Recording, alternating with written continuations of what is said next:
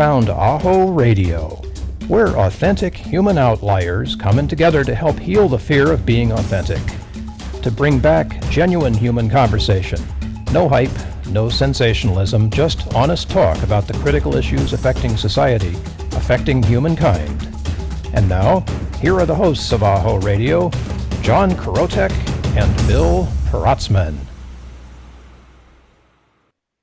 And greetings, beings. Bill Protzmann here out on the left coast of these United States in sunny San Diego, California. My co-host John is under the weather today. He is actually self-quarantining, may have COVID symptoms. Happy to let you know that he is doing fine, surviving. It's ugly, but he's making it. And John, we love you. We're here in spirit with you. And I know you're here in spirit with us. So AHO Radio, Authentic Human Outliers Radio, is here to offer our audience comfort and support for being the genuine, thoughtful, amazing people that you are. It's a safe place where we can trade ideas without too much judgment and to model what a conversation, real dialogue, can accomplish. I'm the moderator of today's conversation, and our objective today is to expand this idea of how AHO Radio began when John and I started it in early 2020. Authentic discussion of topics that matter most. Conversation is just that, essential topical discussion. Today's show is one of those. And it isn't so much about the answers as it is about the process of loving the questions themselves. Then, as that poet philosopher Rilke once wrote, you will gradually, without noticing it, live your way into the answer. Before we unveil today's topic, I want to introduce the team. John, founder of Green Zone Hero and #Planet. John Krotek, we love you, buddy. Be well. We'll see you back again soon. Our guests today, our contributors bringing their wisdom, courage, and healing expertise to the conversation, are folks we're honored and humbled to welcome. Steven Morrison, founder of the Spiritual Workout. Hey, Steven. Hi, Good Bill. to see you, man. Thank you. And Julia Stubbe, intuitive spiritual counselor with just way too many, I'm going to say way too, maybe so many. How can I say this? You call it Batman tights, and there's a lot of power in there, folks. Welcome aboard, Julia. Oh, thanks for having me, Bill. Such a pleasure, you guys. Okay, unlike many conversations these days, the unwritten agenda behind the AHO Radio conversation is to be thoughtful, succinct, and honest. And since none of us really know the final answer to some of the most essential questions we can ask, it's helpful to agree to cooperate or disagree with honor and service to the process, living our way into the answers. It may take us a few shots to fully explore things, so John and I want to thank you, Steven and Julia, for your generosity and vulnerable, authentic participation. Thank you so much. Thank you. Now, the question of the week. Outliers like us find that these questions really come close to our hearts, especially since, like the customers, those we want to work with in the world, are also attracted by the very same thing, personal transformation. These are people who are willing to give it up, give it all up, for that process, for the process of transformation, for the process of healing. So the question we want to ask today is actually audience focused. As an audience member, how would I work with you? What would that process be like? I'm sure that you both have unique ways of working with clients, but let's assume that someone wants your help and they know they want this thing, but they aren't exactly sure how it would work or whether or not what they've done so far actually helps them on the process. So how would you guys describe that transformational experience, that healing experience, for someone who is out there saying, what's next? I'll let you go first, Steven. All right. Well, you know, I do my best to make it both accessible as possible for people and easy for them to wade in. And also, wait, time out, hold on. You said easy, but we just talked last time about the wounded healer and what that feels like and how, you know, maybe it's easy, but it certainly has that component of depth to it. Well, I try to make it easy for them to do a full inquiry for themselves. Ah, okay, I'm with you. That's what I mean. So self-inquiry. Yeah, so they're like, I don't think anybody who's not done the work with me, or really any practitioner, knows what it is till they're in there, right? So you can True. only do, it's like, well, I'm looking in your direction, or I saw you on the list, or somebody told me to call you, or I'm here, I don't know how I got here, right? But there's always some degree of interest and intrigue and curiosity, and some degree of, I have no idea what you're doing and I don't want to get in too far before and so that's the part. I'm trying to make it as easy and smooth for people, and yet knowing that some people are just not going to be the right people. I'm not going to be the right guy for them. So on a very practical level, if you want me to share that, I kind of have two general tracks. We're recording this toward the end of 2020 and probably for a good chunk of 2021. I still do some one-on-one work, so that's a different track. But it always starts for me with a significant session, if you will, half hour, 45 minutes, maybe up to an hour, just to give somebody a very direct answer to the question of what they can expect. And, I'm sussing them out, making sure that I have something to offer them and giving them the opportunity to ask me as many questions. And mostly it's just, well, why are you here? What are we talking about? Here's how I would go about that. Here's how I think what I do, how I think it'll help you. So that's like an introductory, very much so. Exactly. Getting to know you kind of, yeah. Right. And then if they want, say, okay, that sounds great, that's exactly what I'm looking for, then we just do our thing. And then that looks like, I used to be a therapist, and spiritual workout is just an outgrowth of that. So I'm still dealing with people who are coming in with the same kind of issues that they talk to their therapists and their intimates about. They're looking for resolution. And then if financially they really don't have much to invest, I have a whole other track that I work online that's very well established, very simple, very easy, very inexpensive. But even then, I offer one or two ways for people to just dabble without even having to talk to me. They can start to get a sense of who I am, what spiritual workout is all about. I even offer, more brief introductory sessions for people, to say, hey, here's what I'm coming in with. And I get to say, well, here's how we would do that. Some smaller version of what I just said. And then we're off and running. And, for years and years and years, I thought, well, I'm a marketing guy. That's my first thing. And I've got this thing in the world, and it's of no use or value if nobody knows it exists. So how do we start talking? And you and I, Bill, have had these conversations before, and for the longest time, I'm like, how can I have such a good head for marketing and zero idea how to talk to the very people who are coming in? Because what I've learned and seen over 25 years is it really is so very different for everybody beyond the generalities that I already mentioned. And so what I finally came out with in terms of what I can promise anybody is, if you engage it with some degree of earnestness and, really just step in to take note of what we're doing here, I can virtually promise that you will have a different perspective of what's going on. What you do with that, what that perspective will be, or maybe a number of different perspectives, we'll see. But that's probably all I can actually promise somebody before they come in. And then once they do, and they're doing it, and they go out in the world, they all talk about it in completely different ways from each other. I mean, certainly some commonalities, but their own personal experience of the process is different because we're all different. I want to talk about the process in more depth, but before we do that, so Julia, what is a newbie who is like, I need healing, I need personal training, I need something here? How does that person then wind up, I don't want to say getting your pitch, but walk me through what I might expect when I'm Well, working. if somebody calls me and it's like their first time, Yeah. if they haven't heard me on the radio or haven't seen any of my YouTube channels, any of that, what I explain to them is that I don't do anything. I've been working on years to keep my channel really clear.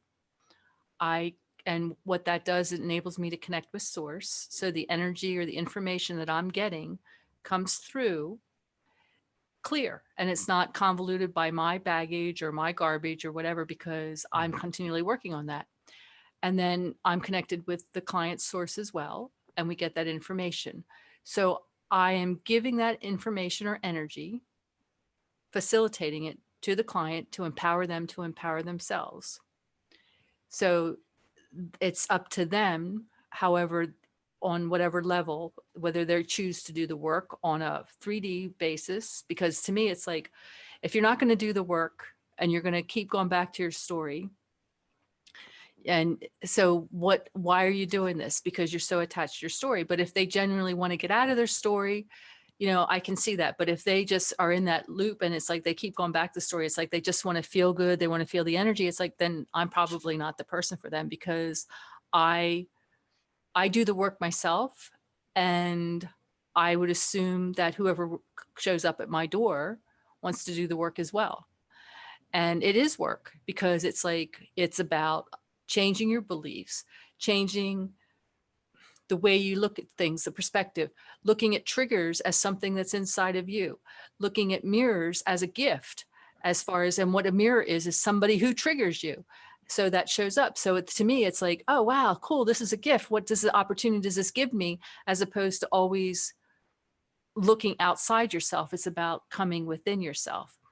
So I just want to, it's like, I want to facilitate, healing for, new earth inner beings is what I look at, but I'm also empowering others to empower themselves, to heal themselves, because they're the only ones that can do it.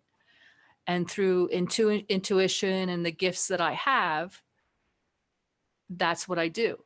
And people come for different reasons. People come for, oh, I want to enhance my gifts, da, da, da, da, da.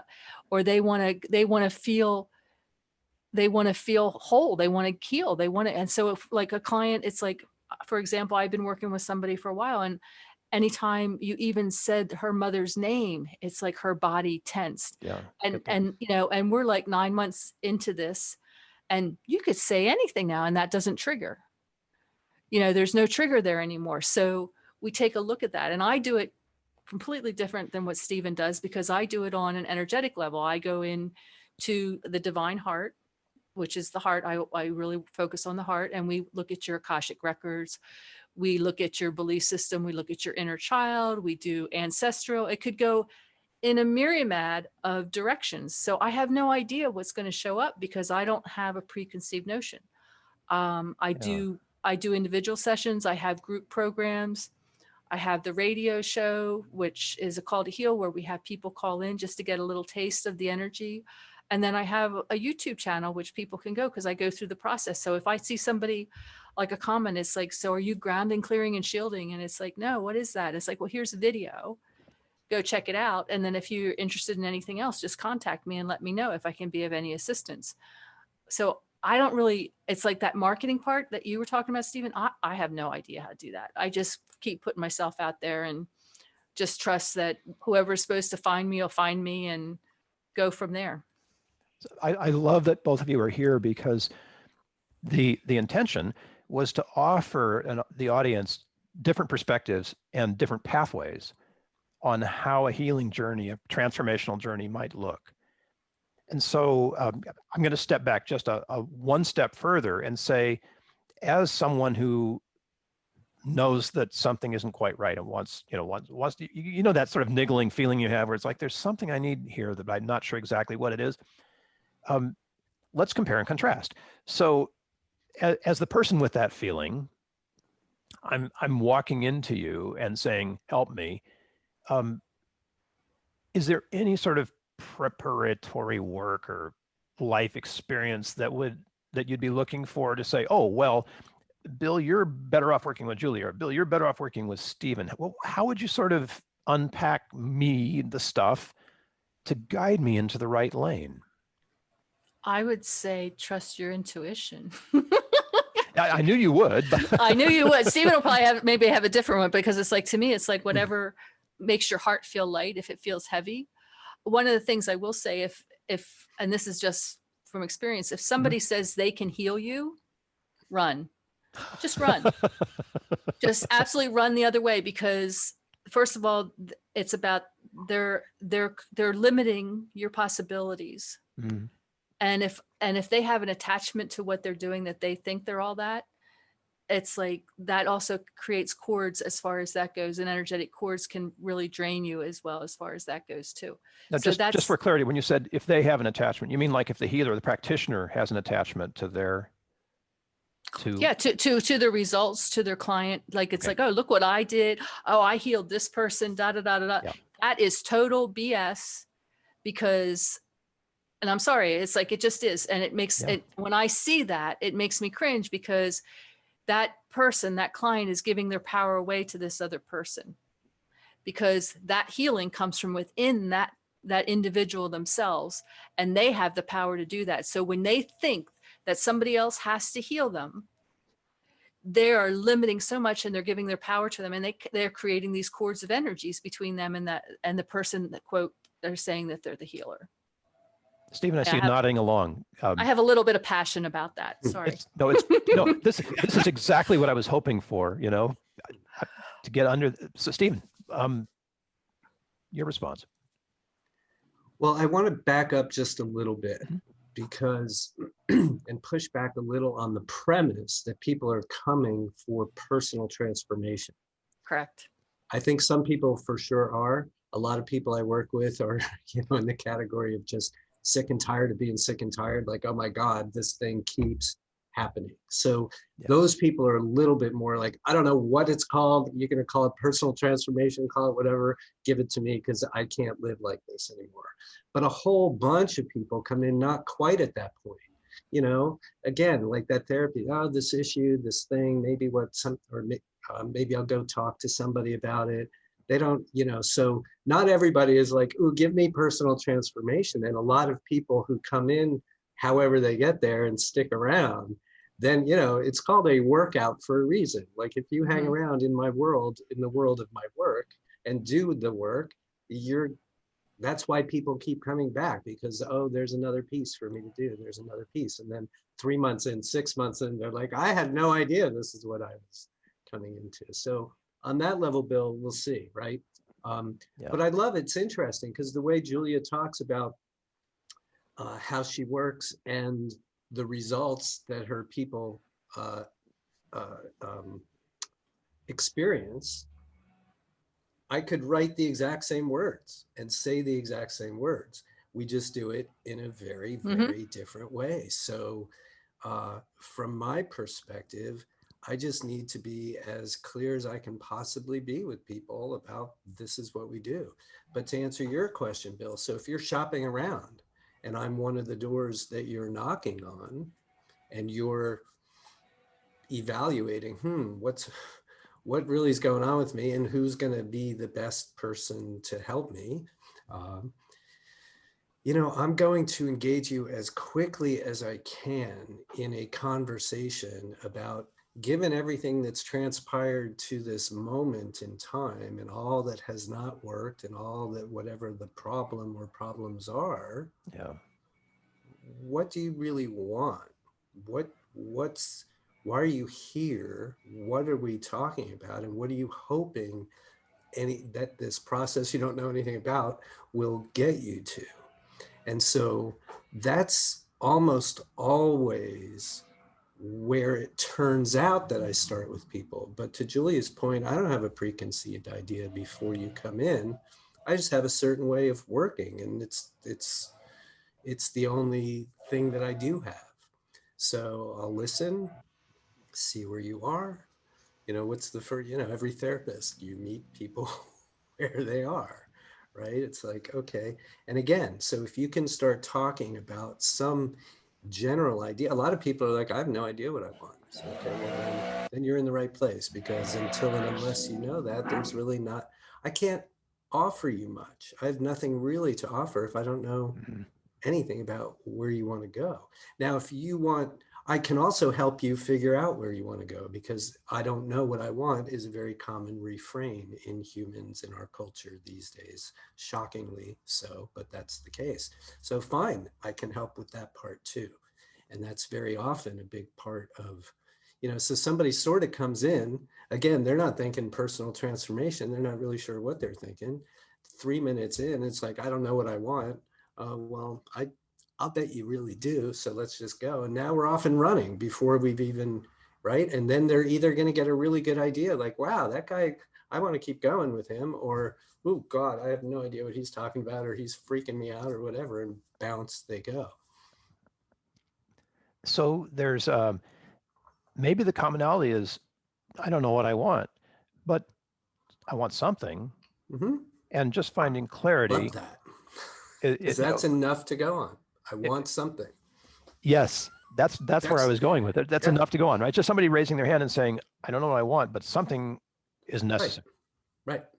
Here. Because everybody in spiritual workout world who says, I don't know what I want, which is, like I was saying, almost everyone in the beginning. And when I say, well, I disagree, so let's play around and see where we go. So can we say kind of with certainty that somebody who is absolutely convinced that they are on the right path, that they know what they want, blah, blah, blah, blah, they just have it all lined out and they're going to go ahead and do it, is not somebody who's in a personal transformation lane? Oh, I think, well, first of all, I want to say, because transformation means change, I want something different. Yeah. So there's that. And it could be, it could be somebody who is on the path.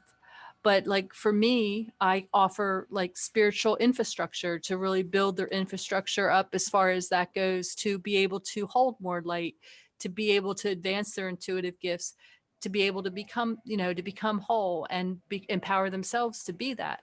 So, but it's different for everybody. It's like Steven said, it's like I just was guided. I don't know how I got here. It's like, okay, well, this is what I do.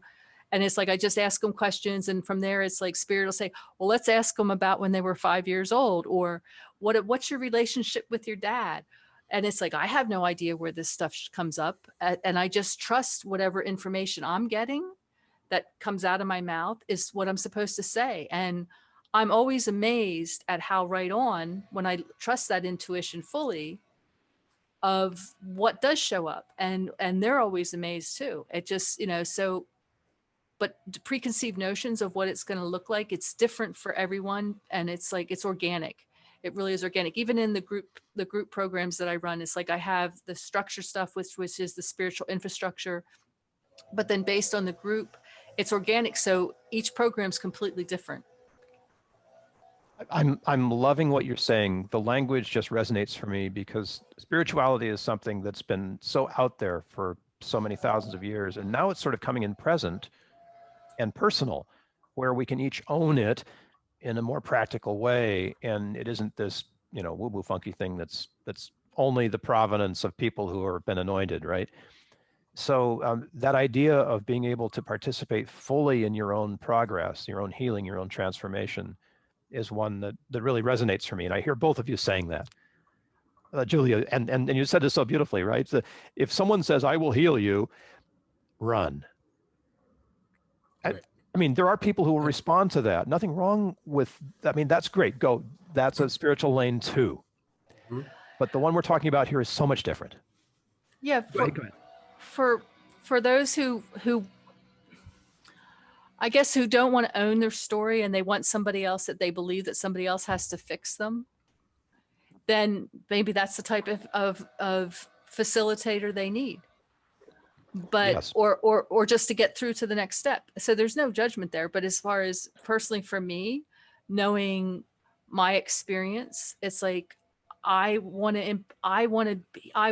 that I can heal myself. I know that power's in me. So if I can show that other person, that spark that they have within them that lights them up, that says, wow, I can do this. Like whether it's exercise through affirmations, or through its release statements, or whatever it is. Cause there's, it's not all just energy work. It's like, there's homework involved sometimes too. Here, go look in the mirror and really look in your eyes and say, I love you, and feel that love.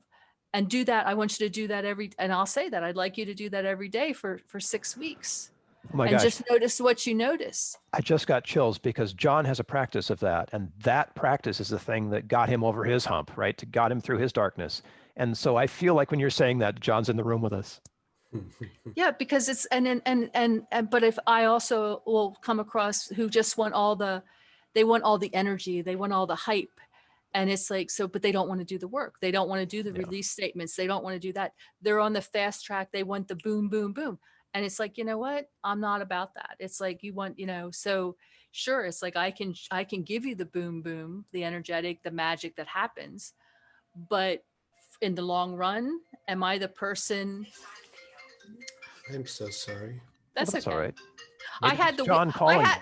I had the weed whackers out here, so it's like and the blowers. So it's like I muted myself a couple times. I'm like, woo, my mic's like that.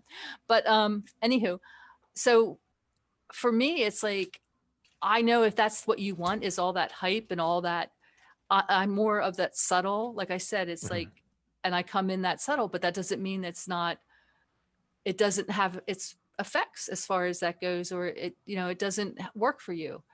So, but if you want, it's like to be a guru or be this or that, it's like, I'm not your girl, because it's like, I'm about you empowering yourself to heal yourself, to become whole first. And then if you want to become a guru, you can go find some guru class to do that, because that's not what I'm all about. This is such a dichotomy, because here we are in this world today where it's all hype and internet marketing and rah-rah and feel good and, walk the walk and all that kind of stuff, which, it's much more helpful than the opposite, whatever that might be. But it attaches so fundamentally to a belief that you must do it this way, right, in order to achieve success. And I don't feel that that's vulnerable or authentic. How are you guys viewing all that? Long before I gave up the frame and the infrastructure of doing what I do as a licensed psychotherapist, I would sit there, and I'd gone through all the stuff, got my master's degree, did my 3,000 hours, took the exams, got my license. My colleagues and I were building our practices. And I found myself pretty much from day one saying to my clients, I see my job as putting myself out of a job. You're here now Tuesdays at 4:00, but if you're still here Tuesdays at 4:00 in 5 years, then I think something's probably not right. You know what I mean? So this is a place to come, air it all out, pick up and develop the skill of using some tools. Take responsibility is a concept that I work with. I don't take on the responsibility. And I think this is what Julia is getting at with all that. It's like, it's not my responsibility what happens in the course of your journey. It took me a lot of years, but that term way shower feels like it resonates with me. That's really all. Fundamentally, the only thing I have to offer is my own practice, some version of what I do, and to see if it relates to you. Maybe it will, it probably will, it definitely can. In which case I can show you a way. So Bill, you were saying earlier, what about those people who are kind of on the path and already been doing a lot of stuff, and they come in? Because I get a lot of those kind of people, and they're like, something just isn't working. Excuse me, I'm doing all the things. I've, gone to all the workshops, I've read all the books, and I'm doing it, and there's sort of success and I can see it, but something just isn't quite working. I get a lot of those people, and it's like, so again, where do you want to be? Oh, I just want to be where it's all humming. Okay, fantastic. I feel confident that I can show a way from where you are to where you want to go. I can help you make where you want to go even more clear if that's required. And the way that I can show is only a way. There are infinite ways to get there, as Julia and I are, I think hopefully demonstrating a little bit, right? At least 2 different ways. And so, absolutely. If that works for you, great. And if it doesn't, great. How Yeah, are and you on the vulnerability question, Julia? Client says, I'm all set, whatever, and they don't seem like there's no crack to get into. well, if they show up for me, there's a crack. I was going to say there's always crack. A crack. There's always a crack. So I mean, and one of the things that I do in my practice, if I'm working with somebody long term, is, like I said, I work with the Akasha. So we will go and explore the lifetimes where that person and I shared lifetimes, and we'll clear the energies of distrust and betrayal, so that whatever that energy is there can be released, so that when they're working with me, they'll even open that crack up and be more open to it, because that's where their walls come in, or their blocks, their energetic blocks, is like they don't have, it's like the trust issue. So it's like, and whether you believe in past lives or not, it's just the energy of it. I don't go into like all the details of all the lives we might like have, like, so say you and I, Bill, shared like 50 lives together, and we clear that distrust, and just by clearing it and doing the process, we come down to one. And it's like, oh, so you were like the mayor, and you like ruined my farm and and took away my cows and whatever. I might see, I would go into that then, and I was just being really silly with what the example was, because usually it's not quite like that. But well, no, I've done that work, and that was, I'm really sorry that happened, and it was the 13th century, but what could I do? I know. So we bring in education, we clear any, contracts, energetic contracts that we made, or promises that we made, anything that would keep us from working in full trust in this lifetime. Mhm. So that's part of when I'm working with that. I do that with the groups that I work with. I do that with the individuals I work with, because that's really important. So it's where I'm all about the energy of stuff as far as that goes, or whether it's past life or your childhood or wherever. That's the way I see it. And like, if somebody's just coming, that's like, oh, I want to know what I was when I was in Egypt, it's like, I'm not your girl, because I'm about like the energy of it. So where you have victim energy, so it's the archetypes, like where was that energy at in those lifetimes, and where can we clear it, and how is it affecting this lifetime, and like where you were successful in those lifetimes to awaken your DNA coding that's been sleeping or in prison all this time when you came in under the veil. So I go completely different, but I have no idea like what the crack is when somebody calls. It's like, it just shows up, because they'll say, it's like, oh, I have this issue with my root chakra, or I have this or that, and it's like, we just go sometimes totally off planet, but it has everything to do with that. So it's like, I get out of my head and don't think logically, and just trust. For me, it's about trust and being in that heart space. And I know we glossed over the crack thing really quick, but a crack doesn't mean you're broken, it just means you're open. Correct. And I think that's really an important thing, because people that show up in pain often are just sort of stuck in the pain, but the pain is an indication, right? That there's an opportunity for you. And that might be the crack. Well, there's the opportunity, but the opportunity is, I don't know. The crack is the first thing, the crack is that they actually called you. Yes. Right. Got off the dime and said, help, I need. Yeah. So that's the crack, because they're asking for it. So being that they're asking, then we just see where it takes us, and see what, see if we can, get rid of some of the blocks, get rid of some of the programming, the beliefs, really clear that, so that they can like look at themselves and say, and have a different perspective of themselves, to really be aware of who they are. It's a 2020 question, but, and I have to ask it because it's sort of like the responsible thing to do. This can be done over online, right? Over Zoom, the phone. Yeah, I do everything. I do all my sessions. I used to, when I first became Batman, I did it like on one-on-one in the physical, but I do everything online, and I do it through phone. I don't necessarily do it through Zoom, because I feel that distracts. Like, people are like watching you. What are you doing? And it's like on the phone, it's like you can even get more of a more intimate session, because the person's relaxed. They're comfortable in their own space. It's like they can lay back. They can be in their jammies, whatever, and go through this process. I'm seeing Steven nodding, and I'm allowing the space, because usually when I see that, it indicates that he's thinking about something that's important to say. So rather than a question, Stephen, what's on your mind? Well, just affirming all of that. Nothing in particular. Yeah, That works. just, yeah. That works. So it's nice, as it's really funny because for me, I'm not a technological person. I'm not an early adapter of things, but I'm also not a Luddite, and I don't want to be in my own way and be like, I'm not going online because so years and years ago, as spiritual workout was ruminating in my psyche while I was still a regular psychotherapist doing it all that way, I started to really get bored to death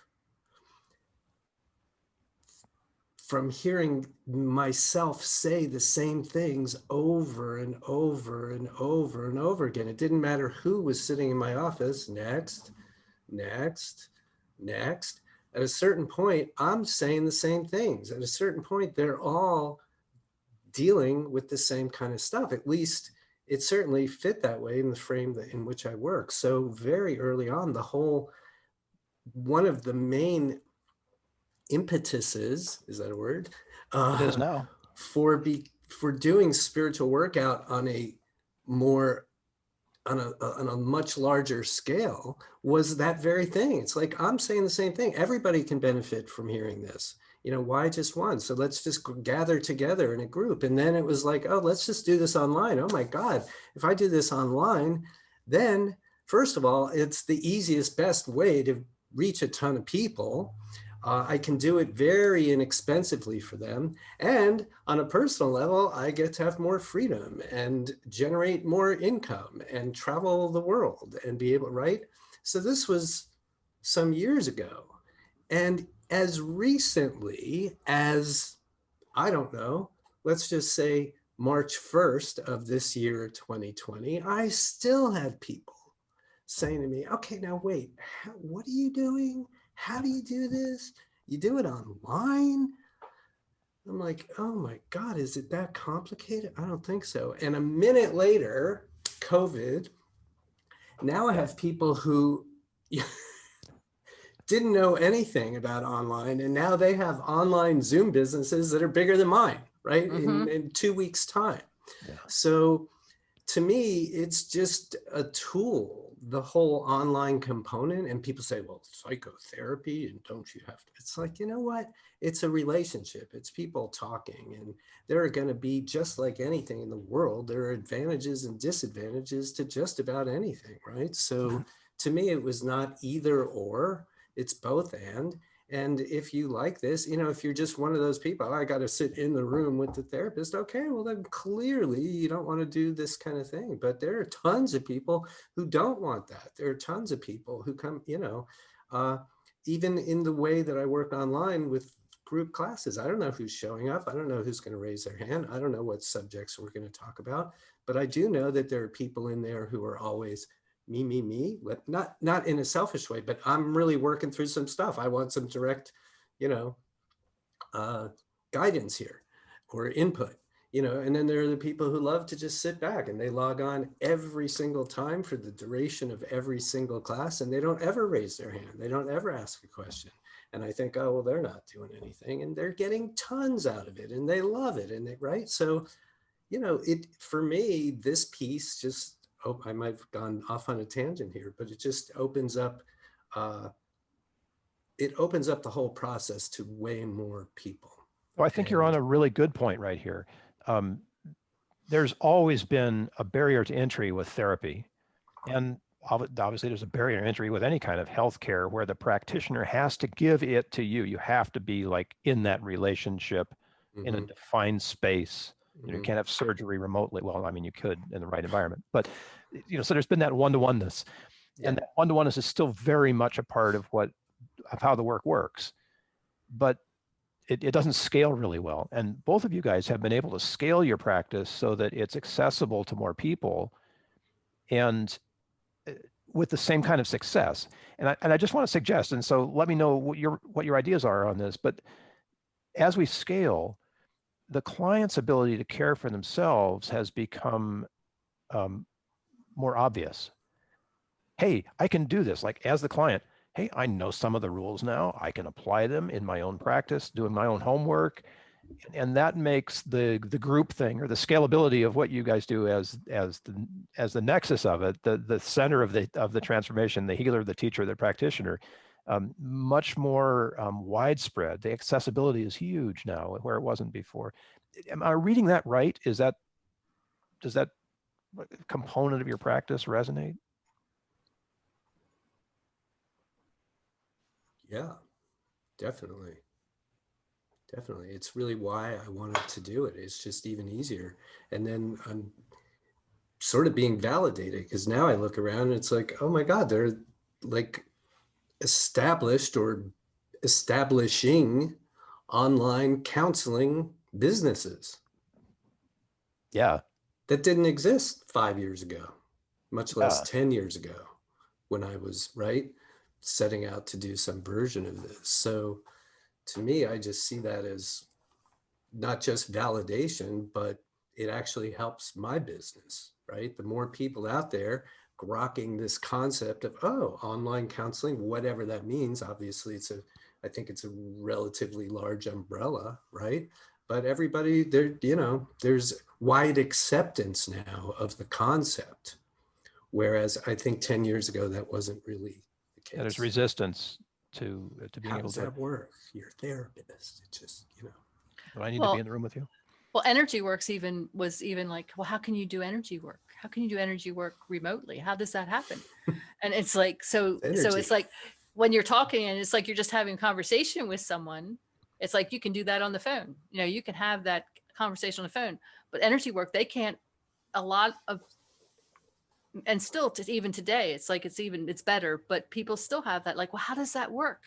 And it's like, well, just, because energies goes everywhere, so to that concept is it becoming more and more, and people are seeing that because they're feeling the energy or as far as that goes, but there's still people that haven't experienced that.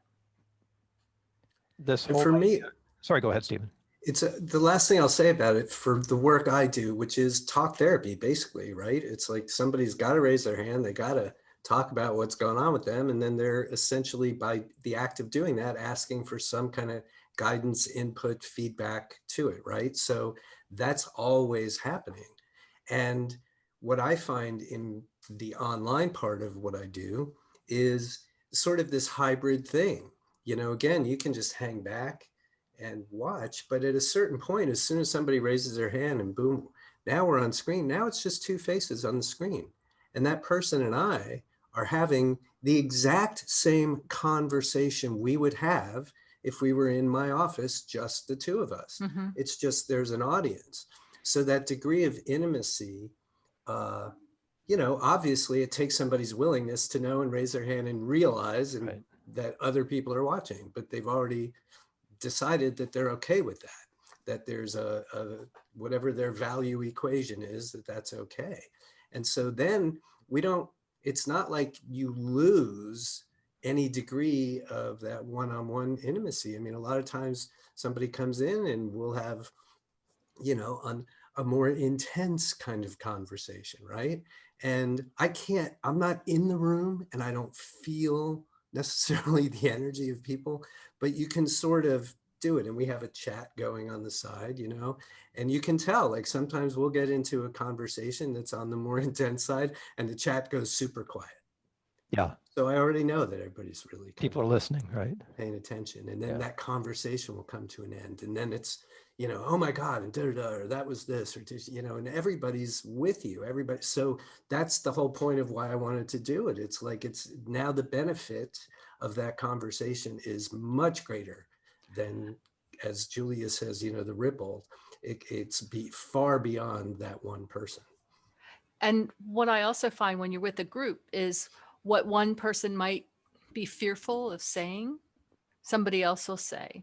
100%. Yeah. And so that magic gets to happen for them. So it's like, Right. so I'm like with so the group. glad you said that. I'm so glad you said that. This is my issue. Yeah. Thank you. Yeah. Thank you. Yeah. Because like That's even the with chat. with the radio show, because we take 3 callers, and it's like, oh, I just listened. I can't believe that person just hit my issue. Da da da da da. Yeah. And it's like, it's just amazing, because it's like, we tell our callers, it's like, we're facilitating, empowering you to heal yourself, but you're facilitating all our listeners by asking the question and putting it out there. So it's that the energy of the group is so amazing, whether it's in a talk situation or or an energy reading situation, however you want to be it.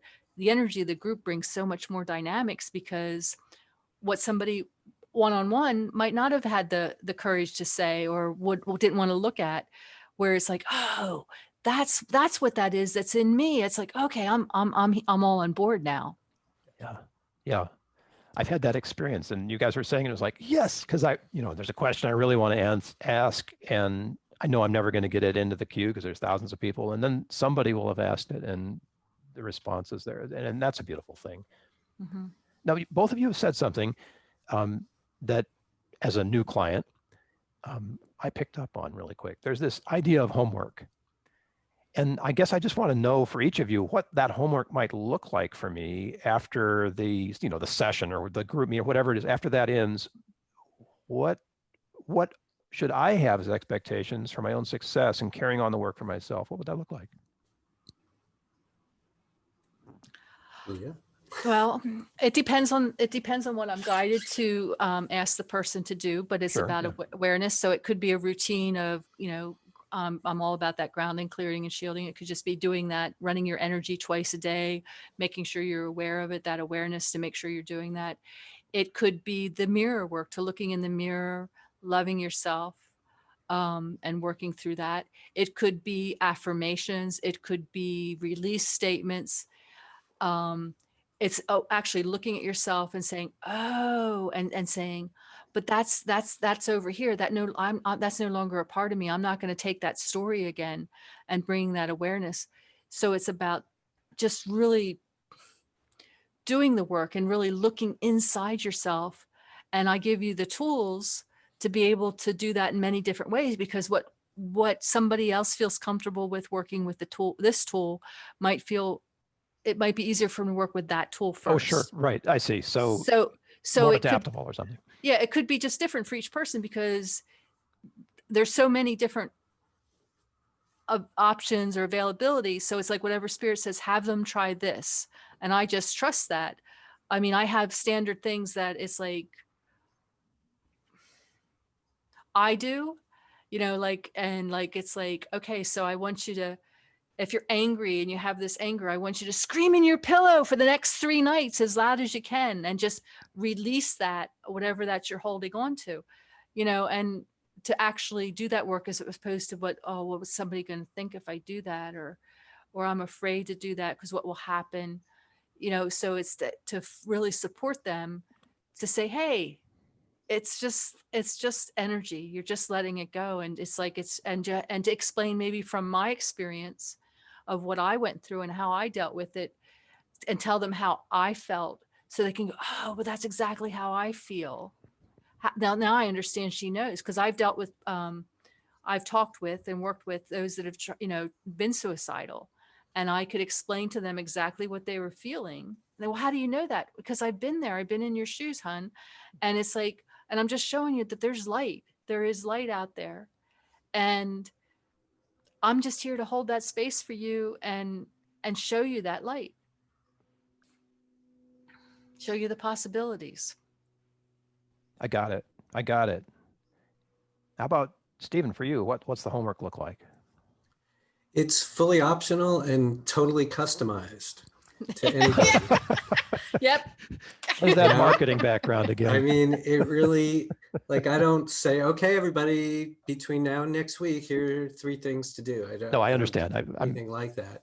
I'm having a good time here. So yeah, no, it's a great question, because again, like I think I've said here before, my thing is called spiritual workout, right? So at a certain point, somebody groks the workout part of it, and it's like, oh, All right. Oh, okay. Wow. That's So some would I stuff have for like me an to do. exercise routine?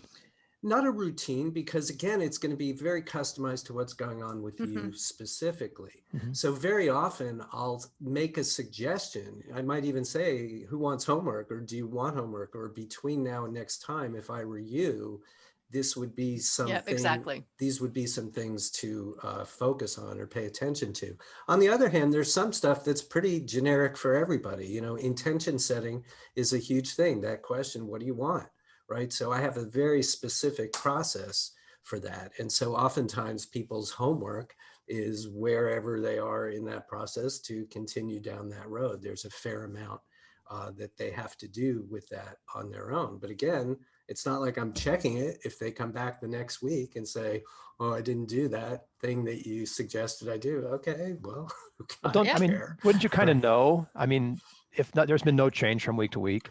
Yeah, Don't you kind of know? and I mean, I have to say, I really, I so love and admire and respect the people who come to spiritual workout world. I think that there are enough filters on who we are and what we do before they get there, that for all intents and purposes, my experience is people come and they stay and they continue. You know, it's this monthly subscription. So every month they have to say, yeah, I'm going to go keep going or I'm not.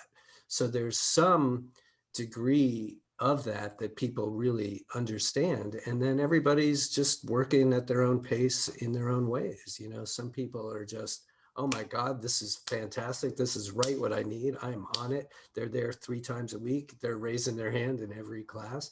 And then, like I've said, you know, people who are hanging back and everybody in between.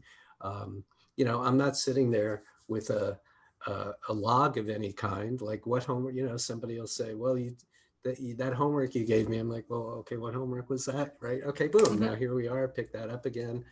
So again, it's in my world, it's very optional. It's fully customized and it's pretty common. In other words, people, I find a lot of people like to have homework. They like to have something to think about or focus upon in between sessions. Yeah, and yeah, go ahead. it is optional because it's like, and I don't keep check on it, but it's like here's, you know, here, if you, it's like about doing the work. If you want to do the work, here's some things you can do. If you don't want to do it, it's like, that's your choice. It's not, it's like, I'm not here to give you a report card at the end of this. That's not the goal. Right. A lot of people in my world too come and say, I didn't do my homework again, or I didn't, you know, it's like, or why am I, then they'll shift it, you know, why am I not doing this? I know this will help me. It makes perfect sense. Why am I, you know, and so that's part and parcel of just what we do. I guess the last question I have about this, as sort of a newbie looking to sign up, and I don't know a skillful way to ask this, and I'm not asking you guys to like talk about your price lists, but as a time and treasure guy, I like to know what my time commitment needs to be and what my money commitment needs to be. You know, it's kind of like watching those videos about some great house, and they always want to know at the end, how much did it cost to build this palace, right? Or this tiny house? What was the investment? And can you speak to the treasure investment that a newbie might want to be considering to make in a program with you, and an extended like month, year? I don't know what kind of time frame is involved in that. You go first this time. For me, it's different for everybody. Yeah, and I recognize this is like a big general question. Yeah, and so. I don't really, it's like, I don't even really know how to say that, because it's more, it's like, yeah, there's so many, there's such a wide array of price ranges as far as that go, of what people charge. And but it's a matter, or, you know, is more well off, essentially, might be willing to invest more of their treasure in the process. It's right. Very individual, but I'm just trying to like getting a ballpark here, like put some parameters around the size of the football field, you know? I think it depends what they want. For me, it's like, because people come in, it's like they have a specific, and it changes it, and they might take 3 or 4 weeks to integrate all that before they come back.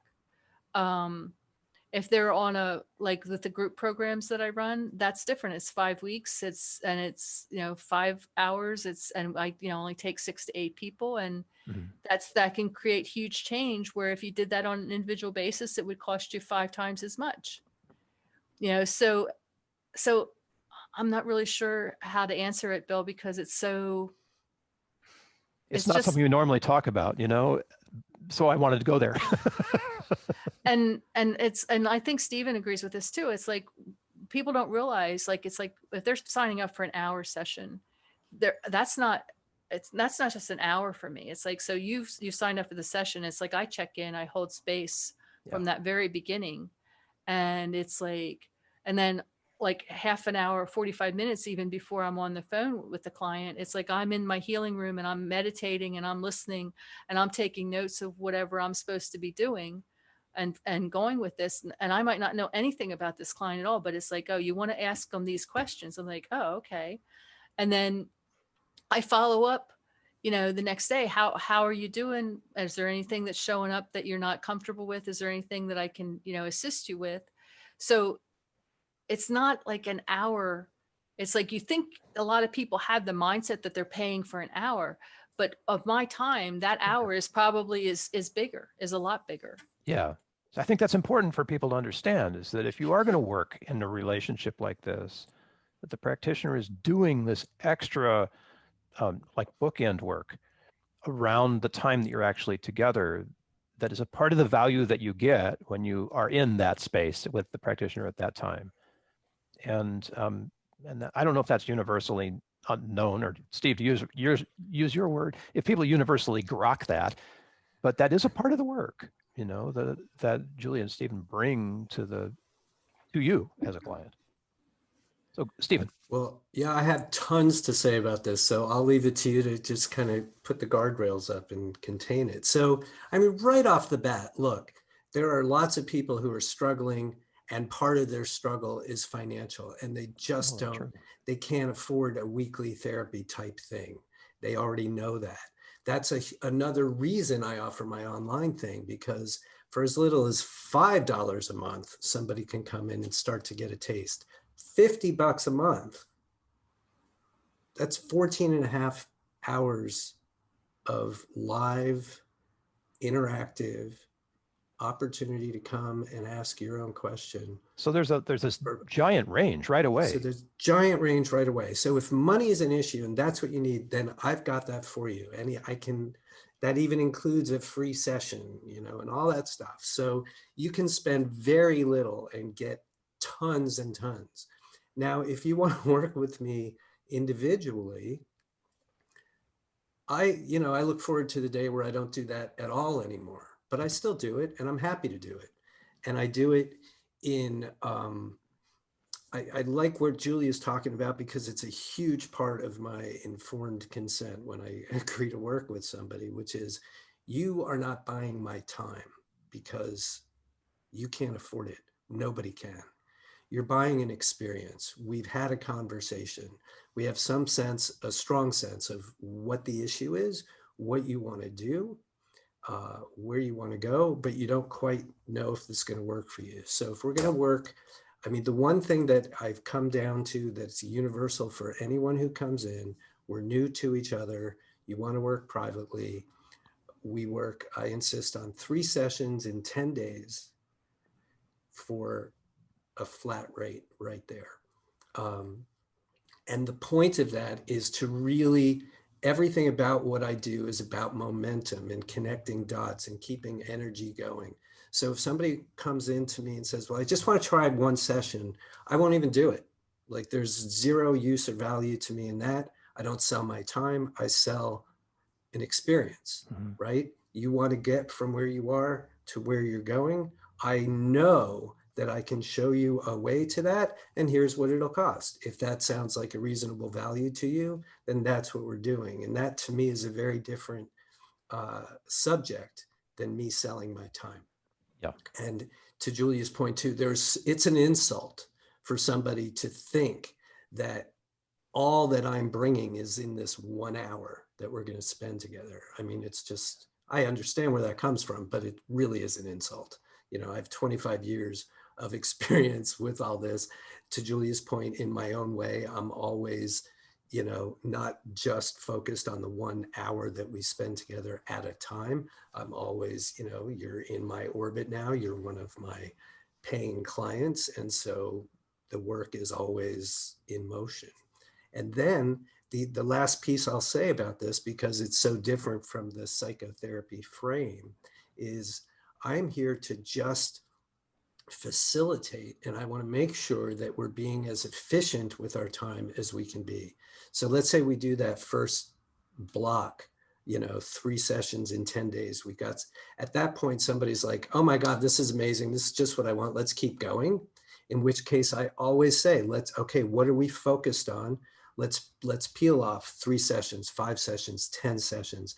I price them out a little. So it's all of that is lower than the initial, and it kind of goes down a little bit to a certain point.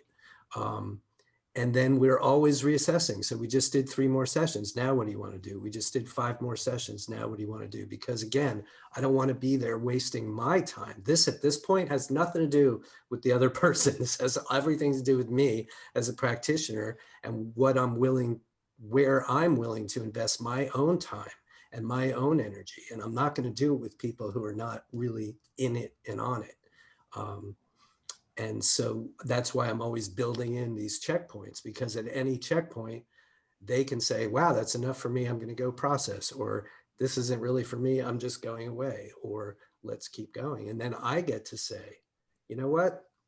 It's not working for me anymore. That virtually never happens because again, there's so many filters before we get to the point of working together. But that's how I do it. So I really financially, for people thinking about what they're investing in, if money is just something you don't have a lot of and to invest, then I have lots of ways to where we can still do excellent work. And if you want to just invest more actual cash dollars and work one-on-one, it's a very different, it's similar and yet different. Obviously, we can go much more in depth with you and whatever, and you get me in that world, like I can see a process, I can help, all that stuff. So that's how it works in my world. I really appreciate you guys wandering into this with me, because the money thing is always present and often it's unaddressed. And so being able to always address it. I mean, we have to, at some point we have to, right? So for the audience who's listening, obviously the questions about your particular situation are the best ones to take to Julia, to take to Steven and ask directly. And we'll make sure that you have contact information in the show notes for that so that you can find them and ask the questions, right? But I also think it's really important to be real about this, to be authentic about this, and not just to leave it for some surprise at the end of a click funnel. I mean, guys, I hate to be that way, but there are folks who operate in a world like that. You follow the click funnel to find out that they're, doing this thing and it's thousands of dollars and it all sounded good until you got to that moment. But for you today, 97. Yeah, and for you today, yes, just 24 hours and the clock is spinning there on the screen. You can see it counting down. Or you can be a spiritual counselor for $17. There you go. Right. And what they used to sell those, you can get your license to marry people. Right. I know people who have that, they mailed away. We used the postal service back in the day with your check for $17, right? You could become a legal, I don't know even what you call that. An efficient. Yeah, there we go. I still remember a word from my youth. All of this is dovetailing very nicely into what I think is going to be the next question, which I'm not going to reveal right now because we try to do the question of the week, right? We've used up our question. We've used up our questions, but I have a very interesting sort of in back of my head feeling about how to self-evaluate your vulnerability that I want to bring to our conversation, the next one we have. Okay. So, and don't worry, I'll give you guys a preview. Yeah, it's like an hour before. Yeah, like an hour before. I'll be up at midnight working on the show notes and trying to get. But yes, and we will do that. And any final words of wisdom around this topic of like, what would you say? The last thing you want to say to a client who's come to you for the first time says, "Hey, are you the right person for me?" What would be the very last thing you say to them? I would say whatever that impetus was that led to our conversation, continue to follow it. Just follow wherever it takes you. If it lands you here working with me for some period of time, fantastic. If it doesn't, fantastic. Just listen to that. There's something going on. There's someone out there for everyone. There's healing everywhere on every level. that's available to us in ways that probably are greater than we've ever really known before. There's more need for healing, perhaps, in ways that we humans have known before. And you'll find what you're looking for. And it might be one thing, and it might be a number of things. And just keep going. Just listen to that thing, because that will guide you, and you can't screw it up. And I couldn't have said it better myself, Stephen. I think that's perfect, because it's just about following your heart, trusting that intuition. It's like, this is the right person. I'm at the right place now. And then it's like, again, if they come back, great. If they don't come back, great. I just want to see, just would like them to keep moving and just keep, to keep that momentum going, regardless if it's working with me or working with you or working with somebody else. Mm-hmm. It's just wishing them and holding that space for them to grow and become whole. Yeah, and just the last piece of that, if I didn't say it before, is the answer exists. You will find what you need. Absolutely. I'm getting the chills, the spine tingling thing with the honesty of this right now. And thank you on behalf of the audience. Thank you for bringing this wisdom and this openness into the world in a refreshing new way. That's so vitally important right now. And thank you doesn't sound like enough. True appreciation. How about that? True appreciation. Well, we truly appreciate beautiful. You too. Likewise. Oh, you guys. Oh, yeah. So breath. We're going to pick it up right where we left off. Next time, we'll come back here and look at this sort of little sensation that I have about vulnerability and authenticity and things like that, and see if we can bring some of that into our authentic conversation here in a way that benefits people who are listening to us. I'm just overwhelmed with your candor and insight, you guys, and your wisdom and courage, because it takes courage to show up vulnerable and answer honestly and with integrity and have a conversation like this, which isn't typical of the conversations that we have today. And yes, again, for audience, if you're listening, I will put contact information for Steven and Julia into the show notes so you know how to find them. Check into their programs, listen to the radio show. There's so many ways to interact with people these days. It's so rich. By the time you actually see somebody for the first time who raises their hand and says, "Hey, Steven, hey, Julia," they've probably been interacting with your content for a while in a way that is surprising. Will be surprising to you. It's just, we live in a great world, don't we? Yes, we do. It's a beautiful thing. And along with thanking you, the audience, I want to thank our sponsors, Green Zone Hero and #Planet. Oh my gosh, John's got some great stuff going. If you haven't been to #planet.co, take a look. It's all about sustaining nonprofits in a novel way. And to Music Care. Couldn't do it without you. I mean, seriously. And most importantly, for everyone who's listening, you're the most important part of AHO Radio, the authentic, amazing people that you are. Just keep being that. Keep being that. And we look forward to continuing this conversation. Until then, AHO. Thanks, Bill. Thank you, Bill. Thanks, Stephen. Thanks, Julia. Thank you for joining us on this episode of AHO Radio. Information we mentioned is probably in the show notes, but if we missed anything, please let us know and we'll get it added for you. Subscribe to the AHO Radio channel on YouTube to stay connected, and as always, we wish you health, success, and significance. AHO!